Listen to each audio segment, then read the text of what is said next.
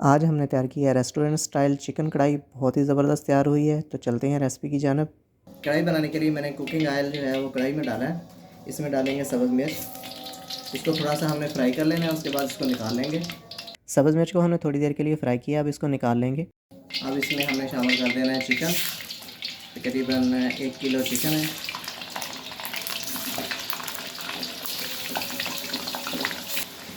Chicken को थोड़ा तेज़ आंच पे हमने फ्राई कर लेना है। इसमें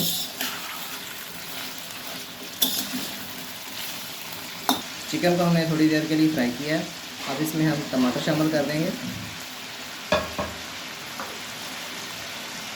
इस तरह दरमियान से कटे हुए टमाटर आपने शामिल कर लेने हैं, उनको मिक्स कर देंगे।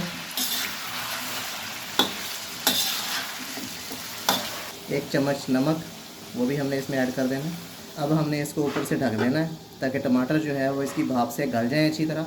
जी बस टमाटर गलना शुरू हो गए हैं, इसको इस तरह हमने मैश करते जाना साथ साथ। टमाटरों को इस तरह हमने मैश करते जाना साथ साथ।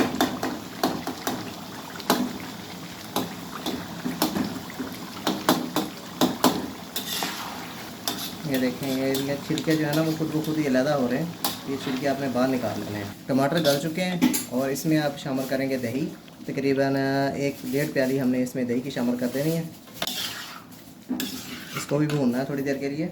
अब इसमें हम शामिल करते हैं मसाले।